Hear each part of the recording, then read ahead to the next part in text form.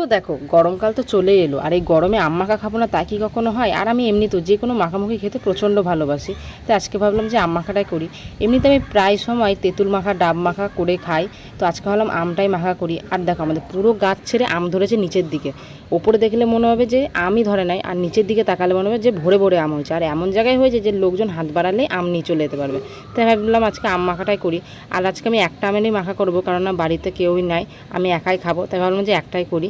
আর আমাদের বাড়িতেই না আছে হচ্ছে গন্ধরাজ লেবু গাছ, তো সেই গাছের পাতাতে এত সুন্দর গন্ধ, আশেপাশের লোকেও নিয়ে যায়, কেননা সেই পাতা যে কোনো মাখাতে দিলেই ভাল লাগে। তাই আমিও দুটো ছিঁড়েছি যে মাখাতে দেবো। আর আজকের আম মাখাটা একটু নর্মালভাবেই করবো, কেননা আম তো ছিঁড়ে নিয়েছি মাখবো বলে, গিয়ে দেখছি যে কাসুন্দিটাই শেষ, তো ভাবলাম যে না নর্মালভাবে মাখাই, যেমন মাখি আর কি।